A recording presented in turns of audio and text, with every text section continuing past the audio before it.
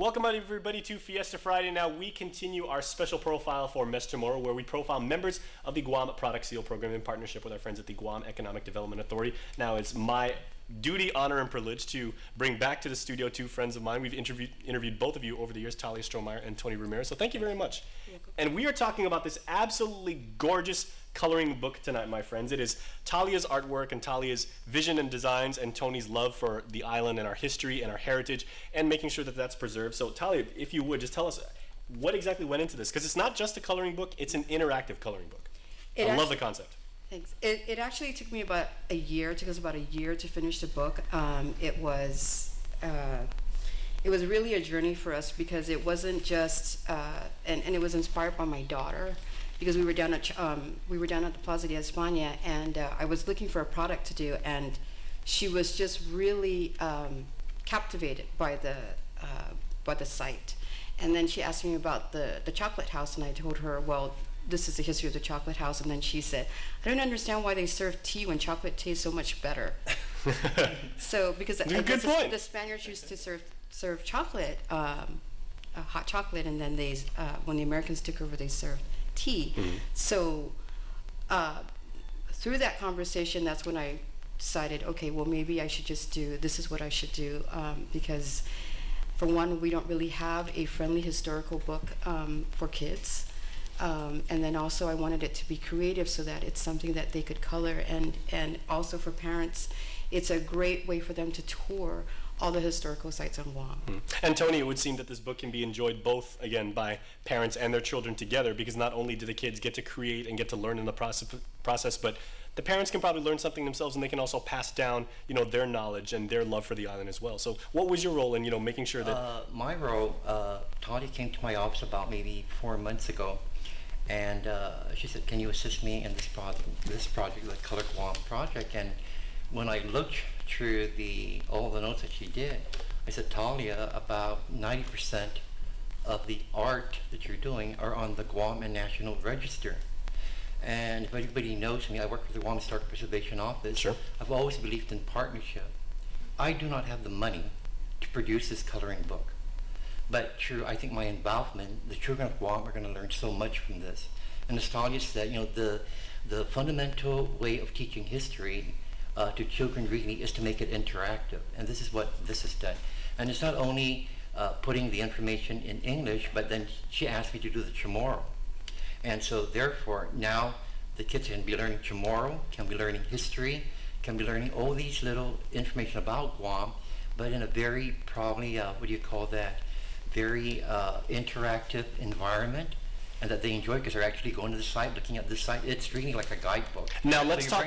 Let's talk about that component. So Talia, tell us about the site and how digital technology is involved with the book. Well, when I did the research, I made sure that I took my kids. Both my husband and I, because he's also the author of the book. We took the kids to every single site because we wanted to see how they would react to all the different parks that are here on Guam. And so it went from photography, and then I took it home and I drew it. There were times when I sat there and I drew each site, but some of the sites. But then I found that it was probably a lot easier for me to do it graphically because I don't have to erase so many times or do so many different versions. So I went ahead and did it on Adobe Illustrator, and I used a photograph, and that's how I created all of the pieces. And then later on, if I wanted to go in and actually turn it into an actual book where it has a hardcover, I can go into Photoshop and I can actually just color all of the illustrations. Well, Tony was talking about the site, and I hope you guys will hold this up and try and get a tight shot about that. Now tell us exactly, Talia, we see there's a QR code here, and this actually links to your website. So how are you guys actually letting kids with smartphones use the book and get on the internet? If they download like a free QR code reader, what they could do is actually scan the QR code, and it takes you into our website where you could actually download the audio in English and Chamorro. Yeah, there it is.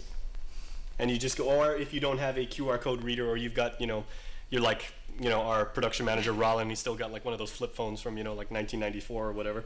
You can go to colorguam.com and see the examples well. Exactly. Very cool. So, yeah, this has something for everybody. So, Tony, how did you and Talia work together to determine exactly what scenes of the island were captured and everything like that? Because, you know, I'm sure there's you could capture every single village. There's a million places to capture. How did you determine exactly what went into the book? I didn't determine that. Actually, Talia did the renditions already, the art form. But so many people come to my office for requests for assistance. This is not the only project. And every time they leave my office and I tell them about 90% of what they're doing on Guam are on the Guam and National Register. Remember, I work for the Department of Parks and Recreation. Sure. And so the Department of Parks and Recreation, the Historic Preservation Office, is the guardian of historic resources here in Guam. Mm-hmm. We know these sites.